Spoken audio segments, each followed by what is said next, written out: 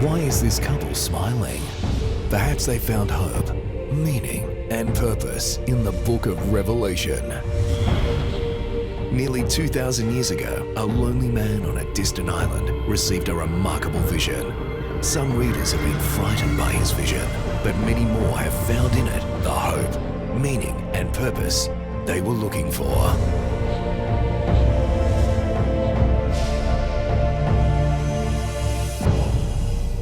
And now, here are your hosts, Dr. Jon Paulien and Dr. Graeme Bradford. Hi, I'm Jon. And I'm Graeme. And welcome to Revelation, Hope, Meaning, Purpose. Graeme, you want to bring us up to date on where we've been? I'll be happy to do that, Jon. So far we've been looking at the 7 churches, and we were looking at Ephesus and Smyrna last time. And Ephesus was a church which had lost its first love and had to recover that love. And Smyrna was a suffering church. And we also mentioned that not all churches had the same experience. There are some who have problems without opposition, like Smyrna, but there are other churches we're going to see also have problems within. And so not every church is the same, and we saw how Jesus can relate to all these churches in a way that is meaningful to them. So Ephesus was kind of having problems within, and Smyrna was more facing External. problems without. Right. Pergamum is the one we're coming to this time. What is that like? This is a problem where Christians are making wrong decisions because of external pressure, which causes problems So within. it's kind of a blend of both. Actually, yeah, it's how they react to it. Yeah, how they react to it. Where will we find Pergamum on a map? Okay, let's look at Pergamum on the map, and we can see that just going north of Smyrna, we have Pergamum today. That city up there is, we're going to look at it now shortly, just to do a B-roll over it too, and have a look at the city of Pergamum just north of Smyrna. So this is one of the most spectacular sites of all these 7 churches, isn't it? It really is. It is really a great place. Even just for tourists who are not interested in the Bible, they go there. Yeah, spectacular. Can't wait to see it again. Okay, let's have a look. Yeah. This is the Citadel of Pergamon from below. It's a spectacular view over 250 meters above sea level. You can get some idea of the beauty of this site from this view of the reservoir, which was developed just fairly recently. And now we're standing in front of the entrance and we can see some of the fortifications. You know, this place looks absolutely awesome. What do you say we go have a look? I agree. All right? The greatest vulnerability of Pergamum was the fact that it's on such a high hill, it's a lack of water.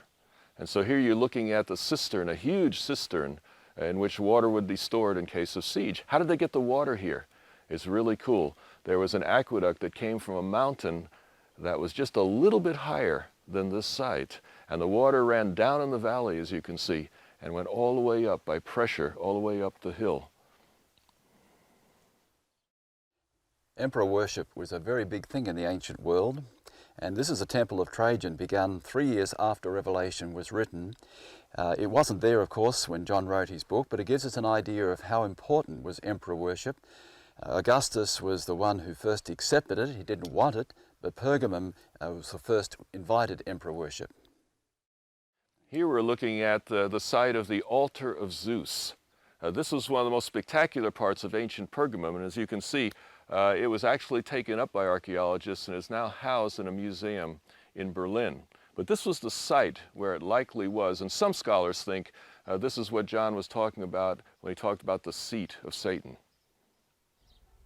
And this is the theatre where 15,000 people could be seated at any one time. It is possible for a person to go right down the bottom and whisper, and their voice can be heard at the back. For Christians, this was a test. Should they go to the theatre where often the plays were very immoral? This is the last stop on our tour of the Acropolis of Pergamum. We're looking down over the valley, and as you look out there, you can see the Asclepion, which is an ancient medical school and a place where people went to find healing. Why don't we go have a look down there? Well, John, I tell you, that's incredible up there, isn't it? The whole mountainside has been used for the Citadel, and looking for the healing centre, wow. That is amazing. Yeah, I reckon. And what we have here is an old Roman road. They say all roads lead to Rome. Well, Right. Eventually, if you go this way, you would get to Rome. A long way, though. But this healing center is interesting. It's called Asclepion. The symbol of it was actually a snake. The Asclepion is the doctor symbol you sometimes see in offices today. Right. And that may be a reason why some Christians thought of this place as the seat of Satan. You know, we're not sure exactly what that was. Right. But it was a healing place, a medical school. People were trained here. Graeme? Why are you looking at me like that? You're not looking so good. You're okay? Well, I am feeling the heat. Yeah? Yeah. Well, maybe you've come to the right place. Maybe they can help you here. This drink up here might help me at the fountain. Yeah. Let's give it a shot. I'll give it a try, right. yeah. So this is the gate where they used to accept patients, and I've heard that the patient had to come here by their own strength. If they couldn't make it alone, they wouldn't accept them. You mean all down that road? All that road on your own strength, yeah, otherwise you wouldn't be accepted. Well, I think you've got a pretty good chance. Well, I'm just going to make it. All right. Let's go in. Okay. I'll give it a try.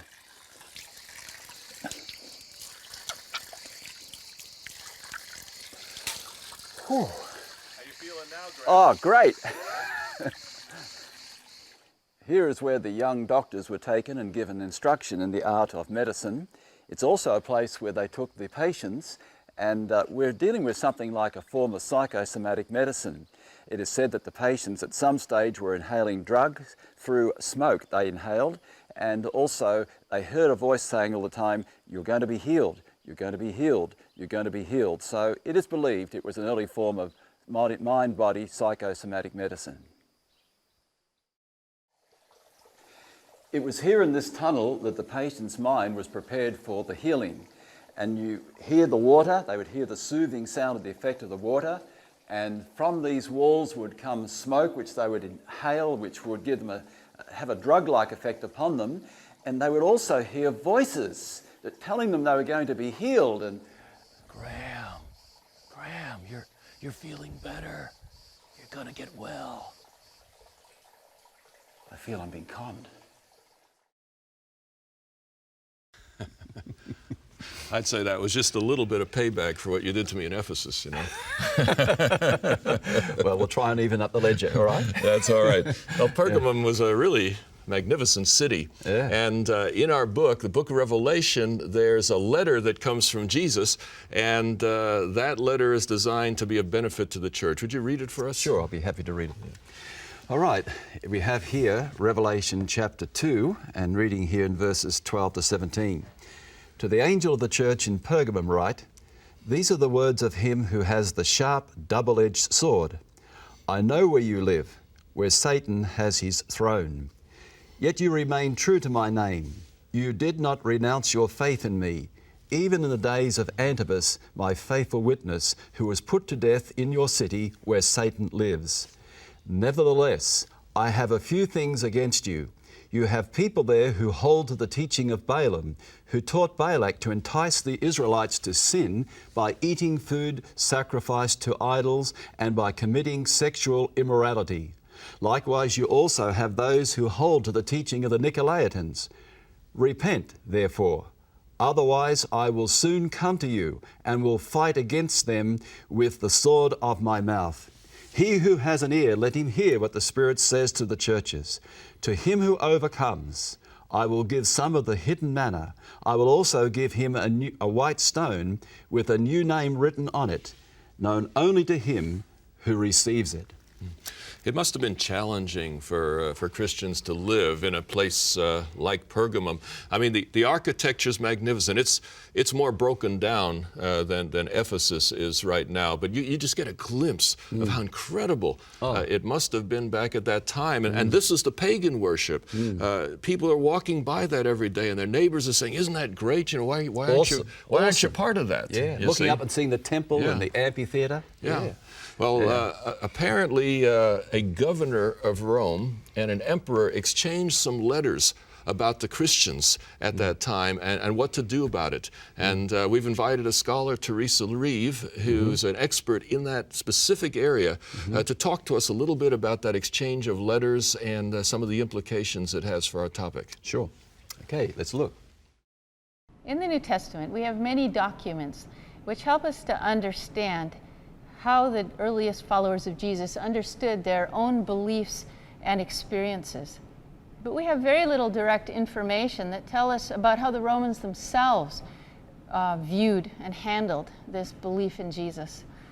The first Roman documents that we have that mention Christians are a couple of official letters written in about 110 AD, not long after the writing of the book of Revelation, between Pliny and Trajan.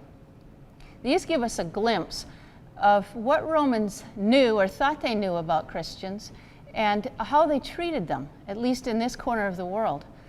Now, Pliny had been appointed by Trajan as the governor of Pontus and Bithynia, which are two Roman provinces in the north-central, what we would now know as north-central Turkey. In his letter, Pliny asks Trajan's wishes about how he should deal with Christians. And it seems that Pliny assumes that Christians should be prosecuted. He's just not sure about the ways to go about it. So he mentions to Trajan, he's not sure, for example, the extent or the nature of the punishment that they should receive. He's not sure whether he should bring children into court.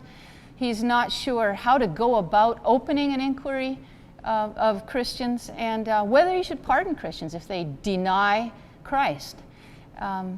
He goes on then to tell Trajan what he has been doing thus far, and this is valuable for us as Christian historians and in trying to understand the Bible, because this is the earliest mention that we have from Romans about how they treated Christians. So Pliny tells Trajan that the first thing he does is to ask the Christian or the accused if they are a Christian, if they're a Christ follower. If the person says, yes, I am, and persists in saying that, then Pliny says he sends them to execution. The exception to that is that if they say that they are Christians, but they're Roman citizens, then he sends them to Rome for a full trial in Rome, because Roman citizens are not to be tried outside of Rome. If the accused person says, no, I'm not a Christian, or I used to be a Christian, but I'm not anymore, then Pliny had a little process that he used. He first of all asked them to invoke the gods. He gave an invocation of the gods, and he asked them to repeat it after him. He would also ask them to offer incense and wine to a statue of the emperor, to treat the emperor as a god. And the third thing that he would do is to ask them to curse the name of Christ, because he had heard that a true Christian would never curse Jesus' name. So Trajan gets this letter, and he writes back to Pliny, and he affirms Pliny's policy. He says, you're doing a good job, you're doing the right thing. He agrees with Trajan that they shouldn't be sought out, but if they did, they were brought to Pliny, that he should go ahead and prosecute, and if they were Christians, they should indeed be punished. This is valuable. This pair of letters is very valuable to us, because this is the first information we have directly from a Roman, or a couple of Romans, that helps us to see from the Roman perspective how Christians were understood, and also how Christians were treated, at least in this part of Asia Minor, in Pliny's province, and also how one Roman emperor viewed Christians, that yes, they should be prosecuted if they're brought to court. Oh, that's very interesting. Now, pressure. What you have here is a strong motivation for Christians to compromise their faith. Absolutely, You see, there's not only there's a spectacular architecture there, but also you have this social pressure. And I think one of the backgrounds to this, it mentions here, of course, Antipas is a martyr. And may have gone through the process, which what was described here was just 10 years later in the same region. But here's the thing. What the Romans expected was that everyone would take part in the civil religion. Like for the Americans, the 4th of July, and I think you have Boxing Day, is it something like that? Yeah. And so there's a civil religion. It's what everybody's expected to do, but the civil religion was special in that it involved immorality, going to the temple to have sex with a prostitute, or eating foods that had been offered to idols. You see? Now, no Christian worth their salt would do that. That's the problem that's faced in Pergamum and in many of the other areas at that time.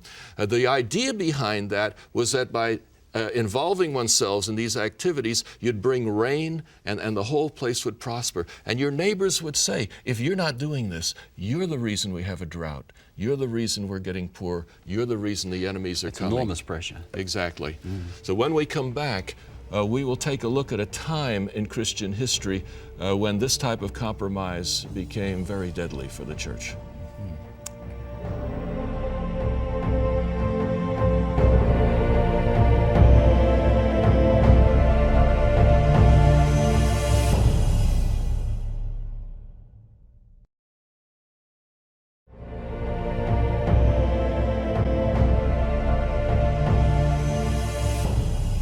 Welcome back. John, before we start, I have a serious correction to make. You really got something wrong, and I'm sorry, I compromised by not correcting you. It's so easy to compromise. I have no idea. But as an Australian, I have to correct you. Okay. Boxing Day doesn't matter. It's Anzac Day. Anzac Day, our young folk, our people turn out to support our troops, so I just thought I ought to say, I'm sorry, I compromised last time, but anyway. I just wanted to see if you knew that. It's easy to compromise, though, isn't it? Under pressure. Right. Yeah.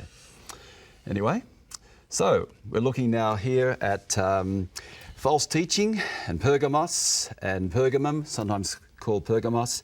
And false teaching, John, is dangerous. It's dangerous because it can cause a person to lose their hold upon Christ. Correct teaching and doctrine, just as like one-upmanship, means nothing. What really matters is that true teaching should help you to keep your relationship to Jesus. That's why it's important. And something went wrong. If you have the wrong idea about something, it can, the danger of that, people think, oh, a little bit of compromise, but the danger of it is that you run off track. I came into the Denver airport not too long ago, and all of the monitors were fine. Departure monitors. Everything was fine, except it was 100% incorrect information. The gate numbers, the flight times, and so on. I was sitting at this gate, waiting for my flight, wondering why nobody was there. And then I asked the flight attendant who came by, she said, oh no, the monitors, don't trust them, they're all messed up. Your gate is way at the other end of the airport, I get down there, and that was the wrong gate. And so, you see, to have correct information is critical to making the right decisions in life. And that's why Jesus, I think, was so concerned about it here in Pergamum. Yeah, and we're going to see this as we unfold our way through Revelation more and more, how important it is. This book was given for a very important reason, to help us to keep our right relationship with Jesus, because it is so easy to compromise and lose your way. And this happened. Is there a time in Christian history when the church kind of lost its way with some of this? Yeah, early in the piece we find that what happened at Pergamon was reflected in the larger church at large. And so much so that, we look upon that as an era which, particularly in Western Christianity, and it also happened in the East too. A lot of compromise took place. And so this man that you are aware of has written a book on this, is that right? Yeah, there's a colleague of mine in one of the major scholarly societies. I think he teaches at North Carolina University. Bart Ehrman is his name. He wrote a book called Lost Christianities.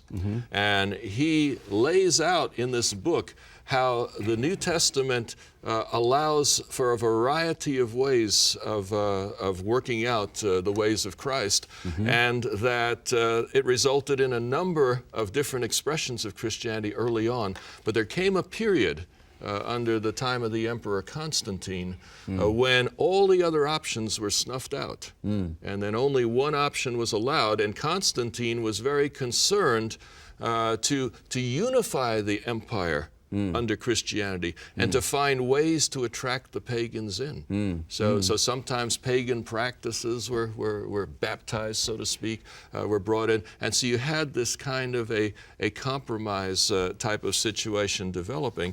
And so Ehrman is a secular scholar. He himself does not claim to be a believer, but he says, as I look at Christianity today, I see many things that have been lost along the way. And I thought that's a very significant observation for a scholar to make. Sure. And one of the pressures, a big pressure, was really to compromise with sun worship and Mithraism, of which Constantine had been involved, particularly through his mother. And we're going to put a quote up here now from a very famous scholar, Jaquita Hawkes. And she says this in her book called Man and the Sun. And she says here, I'm sorry, let's take it from the quote on, because I looked across being a good boy, as I was told, and all I could see was part of the quote. And I thought, if I look around here, you're going to... Just read it now, take it from the quote. Okay. I do not think it would be an exaggeration to say that in the 4th century, and for some time afterwards, there was for many people of the Western Empire a total confusion between the state Christianity and the state sun worship it displaced. Now, John, this was a time of confusion. In fact, many people thought that Christians were involved in sun worship. That was the norm. So it was a time of pressure, compromise and confusion. And Constantine wished to commend Christianity to the empire to keep it together, as you've said. This was anticipated in the Bible. The Bible said that there would be problems come into the church. And so we have a statement here in 2 Peter chapter 2, verses 1 to 3, where Peter makes this statement. But there were also false prophets among the people, just as there will be false teachers among you. They will secretly introduce destructive heresies, even denying the sovereign Lord who bought them, bringing swift destruction on themselves. Many will follow their shameful ways and will bring the way of truth into disrepute. In their greed, these teachers will exploit you with stories they have made up. Their condemnation has long been hanging over them, and their destruction has not been sleeping. So John, Peter is really stirred over this one, isn't he? Yeah. He's really stirred because this is going to bring in a destructive heresy. Interesting, isn't it? And this is a prophecy, all right? He's looking forward and saying, this is coming. Keep an eye out for it. This is going to happen. And just as it happened with Israel, there was compromise, and so we have the Christian church facing similar problems, compromise. This Pergamum experience becomes a wider experience in the church, east and west, you'd say, wouldn't you, really? Can you unpack a little of that history a bit more? Sure. Constantine was a very important part of this, and let's have a picture now of his conversion story. And you can see his conversion story here is where he's explaining. This is a painting going back to where Constantine is describing how he was actually converted. And if you look to the top of the screen, you'll see the sun's rays coming through and down, and Constantine won this battle, and he claimed that he was given the victory because of the cross of Christ. But mingled with the cross of Christ, of course, you can see the rays of the sun coming forth. And so Constantine, to him, this was a political thing. Now, Mithraism, we can see Mithra slaying the sacred bull here. This was very powerful, particularly amongst the Roman army. And Mithra was the idea of sun worship, and Mithra was slaying the sacred bull. But Constantine himself, this was a change taking place in the Christian church in the 4th century. Our picture here now shows you how Christ was viewed as Helios ascending to heaven. This is a mosaic going right back to the 4th century. And it shows you how people were viewing Christ at that time. So, as Jaquita Hawke says, in the empire at large, there was a state of confusion. Yeah, it's very hard for a church in culture, isn't it? What do you pick up from culture? What do you leave? Where do you lay off compromise? Compromise is a... Well, Mithraism, I would think, that particular form of paganism would have been very attractive because you did have baptisms, you had sacrifices where people, sacrifices would be kind of on a screen and people would walk under it and the blood would drip on them. And it would be picking up that image of salvation through the blood of the sacrifice. Right, and Mithraism also had the 25th of December as the birthday of... You're kidding me. Oh, no, you check your encyclopedias. You sure that wasn't Boxing Day? Let's keep it simple.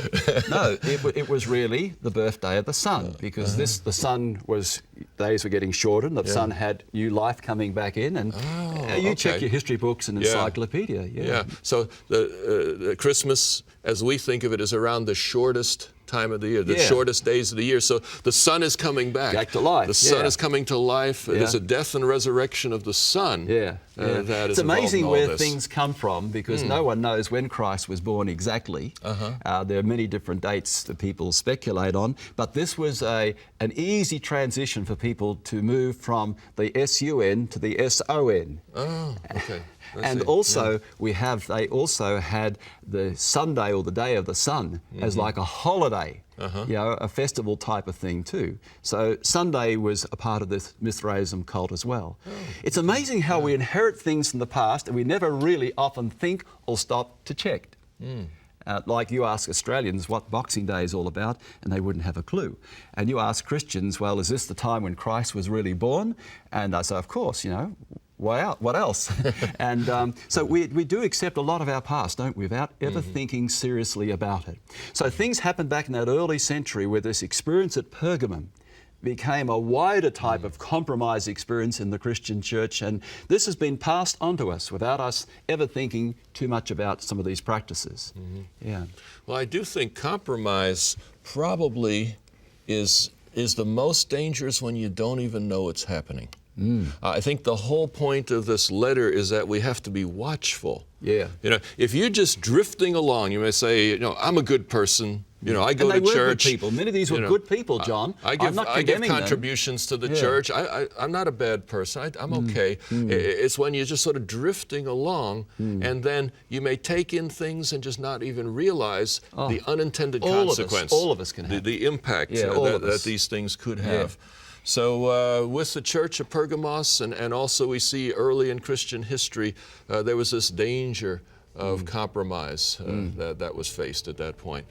We're now going to go to the break, and when we come back, we're going to move to another church, the Church of Thyatira. See you then.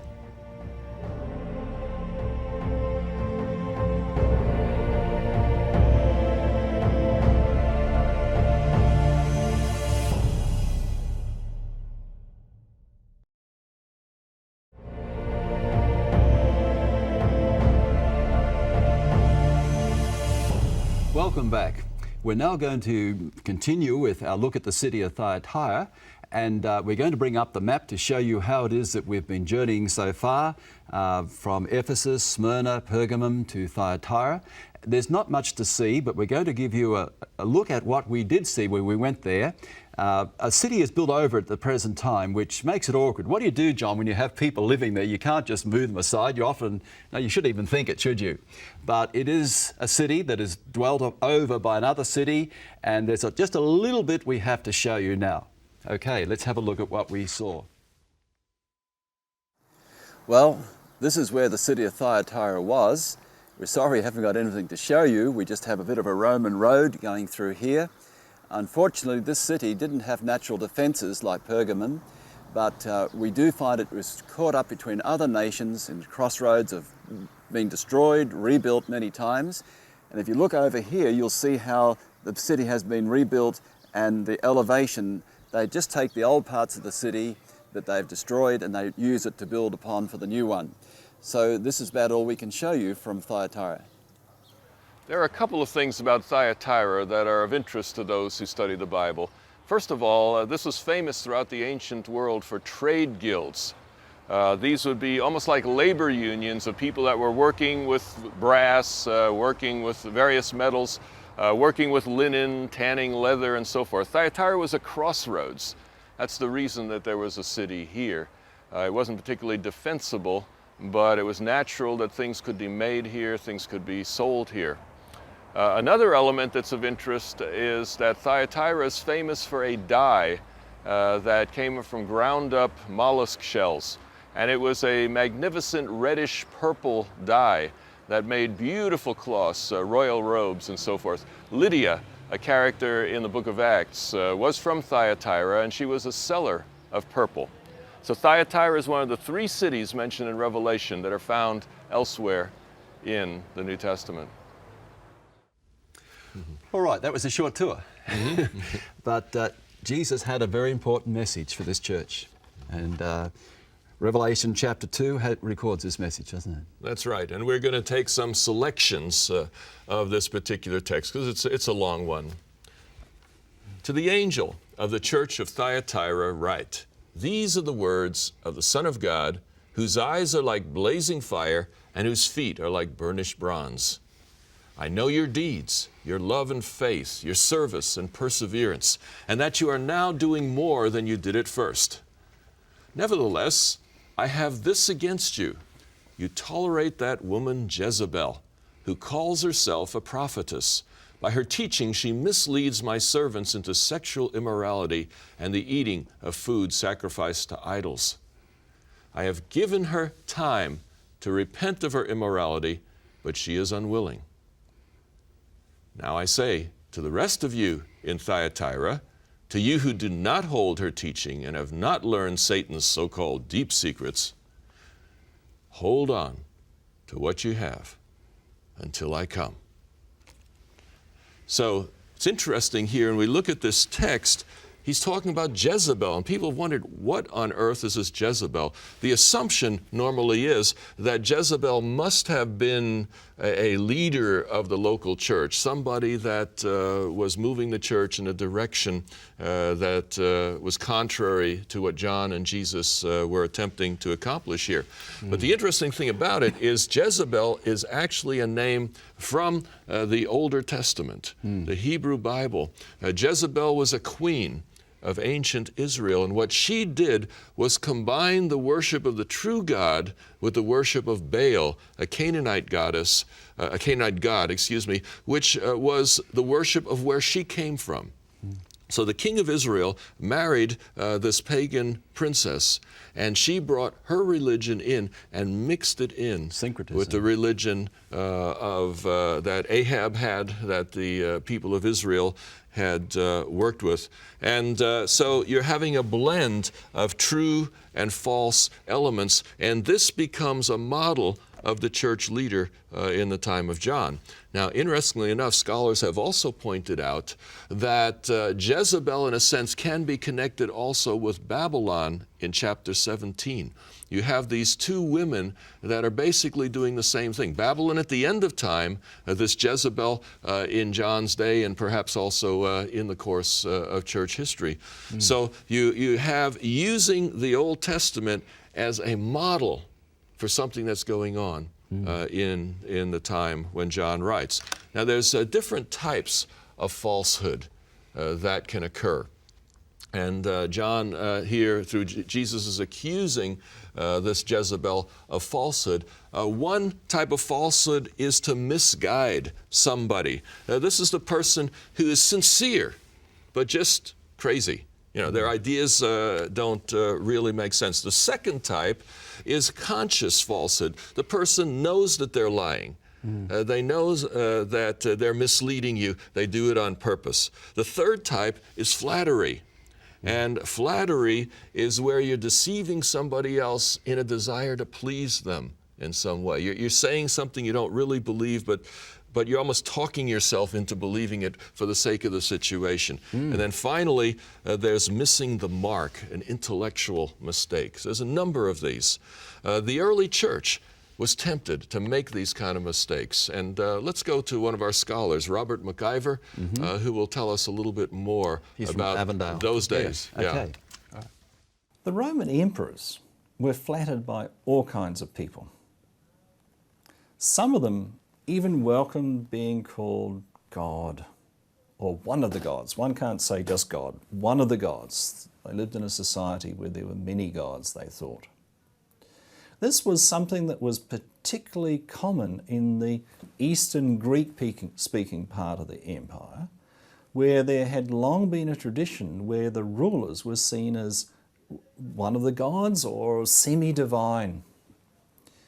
And so some emperors were comfortable and others were a bit embarrassed, but most of them tolerated emperor worship, where a city would set up a temple and a statue to the emperor, and there would be a civic celebration of the Roman Empire with the emperor as its head.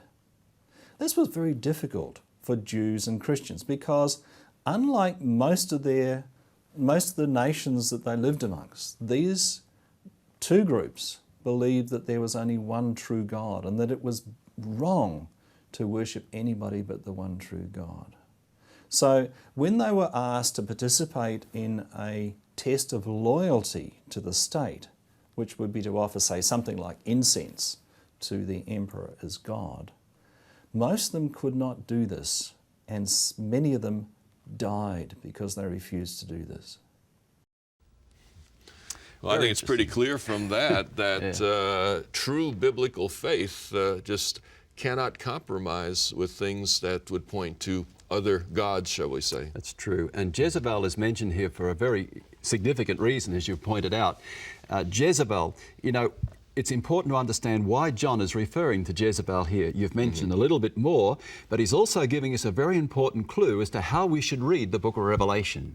Okay. And coming up after the break, we're going to deal with a very crucial subject as to how we should be reading the book of Revelation, given the clues that John gives us here and there. And the mention of Jezebel itself sets us off into another subject altogether. So this is going to be important. Coming up after the break, how we read the book of Revelation as we relate to Jezebel and other characters like Balaam, as has been mentioned earlier, coming up after the break. Don't miss it.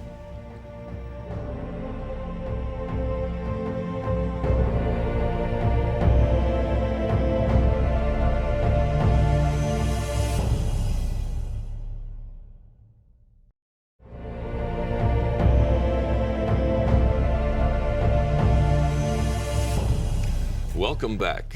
When we were just here with you last time, we were talking about the fact that in many, many ways, the book of Revelation grounds itself in things that were happening in the Old Testament. And one of the key aspects of that is the idea of covenant. Now, that's a term that's occasionally used in the modern world, but it isn't known all that much, and perhaps a more common word that is somewhat related would be the idea of contract. The idea that there's an agreement, a legal agreement between two individuals or between two countries, or perhaps between, in the case of the Bible, God and the people. The covenant is something that God provides for the people. And you go back into the Old Testament, and one of the great covenants is found in Genesis chapter 12 and verses 1 to 3. It was the foundation covenant between God and Israel. The Lord had said to Abram, "Leave your country, your people, and your father's household, and go to the land I will show you. I will make you into a great nation, and I will bless you, and I will make your name great, and you will be a blessing. I will bless those who bless you, and whoever curses you I will curse, and all peoples on earth will be blessed through you." You see, there was a whole world that was in need of God's blessing, according to this text. And Abraham is called to be that blessing to the world. God intends to help the whole world through Abraham. Now, this covenant is extended, isn't it, Graeme, in a later book? Yes, we find that this covenant is a very important dynamic of dealing with and understanding the book of Revelation, and as it unfolds through Scripture. And in Exodus chapter 19, we find that God renews this covenant with the nation of Israel, which he had made with their ancestor Abraham. And in Exodus 19 and verses 5 to 6, we read, "Now, if you obey me fully and keep my covenant, then out of all nations you'll be my treasured possession. Although the whole earth is mine, you'll be for me a kingdom of priests and a holy nation. These are the words you shall speak to the Israelites." Now, you see, covenant is a lot like a contract. It governs relationships, and it provides security. If you have a contract, you know how the other person's supposed to behave. You know how you're supposed to behave. Now, God had, in a sense, a covenant with Israel in which he desired Israel to be a priest to all the nations. God was going to use Israel to reach out and bless the whole world. Now, that never really happened in Old Testament times. And so the vision of the New Testament is that when God sent Jesus, Jesus became Israel in that sense. He had 12 disciples, just like Israel had 12 tribes. Right. Jesus now becomes that covenant partner of God with Israel. And this now expands the covenant. Right. You see, because the covenant now is not just between God and one nation, but it is now between God and anybody who's in relationship with Jesus Christ. You see, so this expands it. It's not anti-Judaism. It's simply saying that the original piece where a nation was going to go out and bless the world didn't complete the task. And now God is going to use Jesus and those who are in relationship to him. Right, so it moves from ethnic to spiritual, Yeah. local to worldwide. And why don't you read 1 Peter 2, where it gives a text that actually shows how it takes Exodus 16 and applies it to the Christian people. Sure, I'll be happy to read it. 1 Peter 2, 9 to 10. But you are a chosen people, a royal priesthood, a holy nation, a people belonging to God, that you may declare the praises of him who called you out of darkness into his wonderful light. Once you were not a people, but now you are the people of God. Once you had not received mercy, but now you have received mercy. Hey, that's exciting. That's exciting, Yeah. isn't it? And this is not cutting out the place of the Jews, but it's adding to them any Gentile, any non-Jew who is in relationship with Jesus can be part of that mission to go out to the whole world. the key is being in Jesus. Yeah. And God accepts everybody, regardless of race or what country you live in.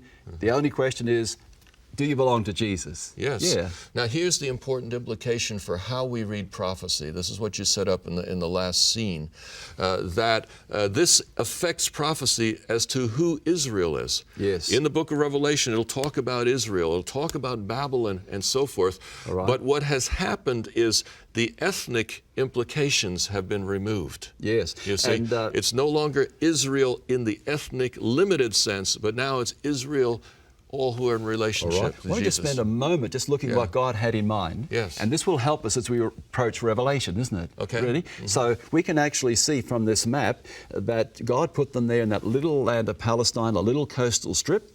Nations were mentioned in Old Testament times because they were north, south, east and west and affected God's people in that land. That's why it was important.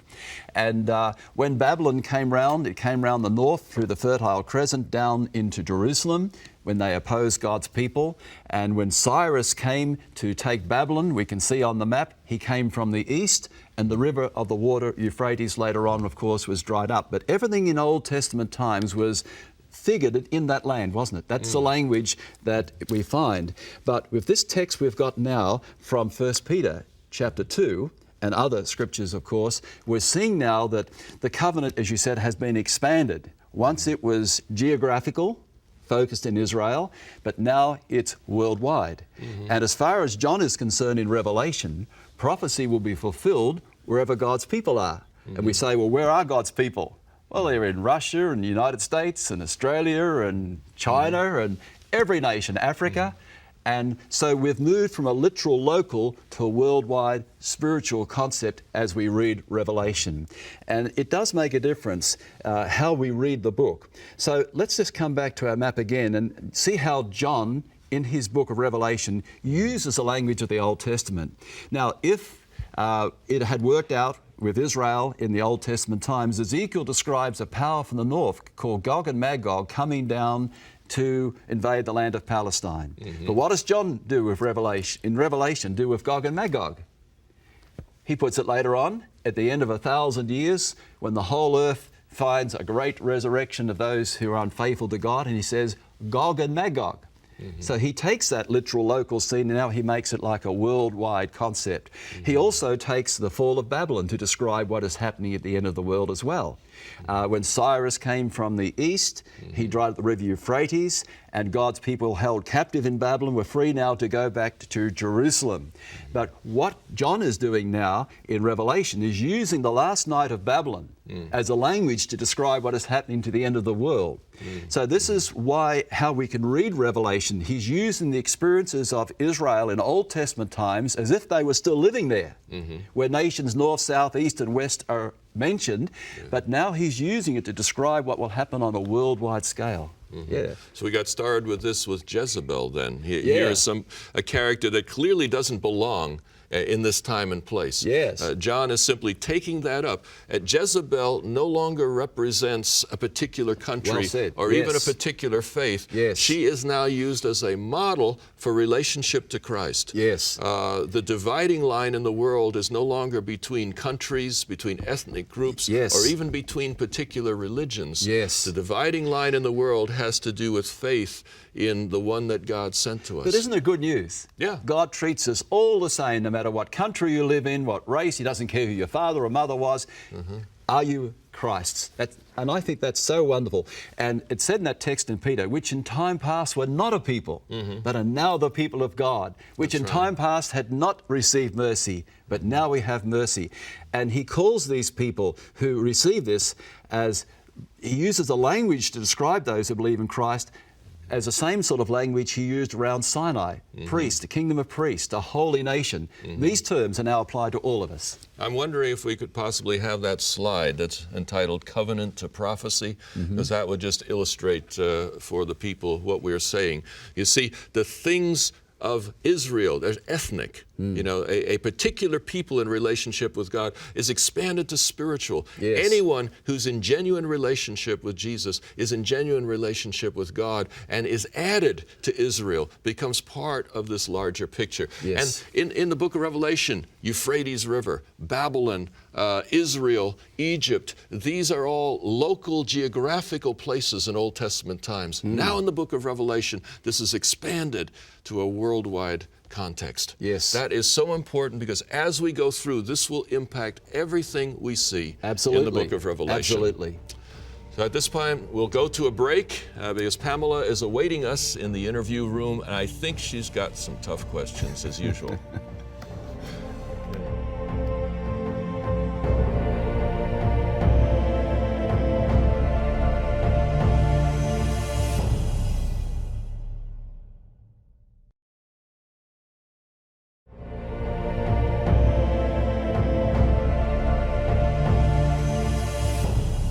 Welcome back. We're here in the interview room once again, where from time to time Pamela will ask us questions that graduate school certainly didn't prepare me for. And, you know, I think it's possible, Pamela, that Graeme is still shaking a little bit from the first time you really, asked a question. She's really a nice person. Oh, I know that, And, but these she's are asking important the questions. tough ones. She's asking the tough ones. That's and right. We've got to live in that world. Yeah. Thank you for it. All right, but you have some questions about what we've been talking about in this particular episode.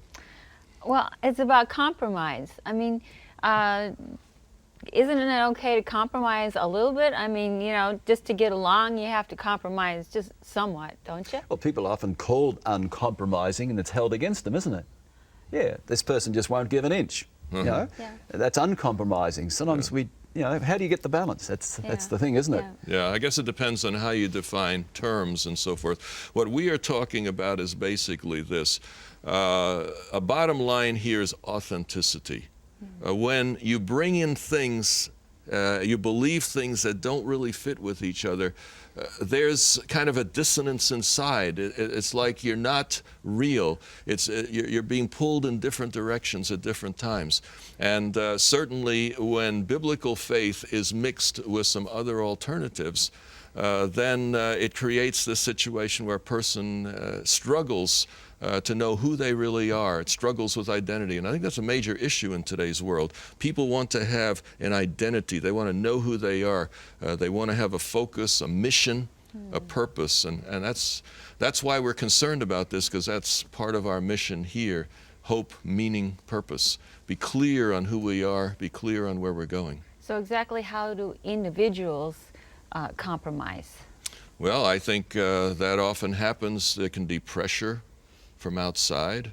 Other people can put on pressure because they want you to conform to what they want you to do. And so you have your own mission in life, and people are trying to steer you away from that mission in another direction. So this could be one way that a person is pushed to compromise. We saw also in places in the ancient Rome that there would be legal issues, pressures coming in, that people would say, if either you do it this way, or you will die, or we'll put you in prison, and things like that. So I think individuals are constantly called upon to compromise their true identity. And that's the key thing here. If you have a relationship with Jesus Christ, anything that compromises that, anything that pulls you away from that central purpose is ultimately going to drag you down. So that becomes, I think, the critical issue when it comes to individuals and compromise. So. All right. Okay. It's a hard one, isn't it? It's a very hard one. Where do you draw the line? Yeah. And I guess it's something we have to work out ourselves sometimes, because if we're not careful, it can come between us and God. But we saw in our last section about Thyatira, there were people who did remain loyal to God, and they did remain firm, and they are called the rest, or the remnant. And this is mentioned in Revelation chapter 2, verse 24, of a people who remained faithful to God. And I think they'd be commended for that. So that's a whole people you're talking about. Yeah. And I remember you asking during the break, what does it mean when a whole religion compromises? And so that was a very, very interesting question, because it led me to realize that whole religions can compromise. And I think what happens is every religion is a response to God in some way, a response to something that God has brought in. And people are trying to be faithful to God, trying to stay true to that purpose. But you know what happens?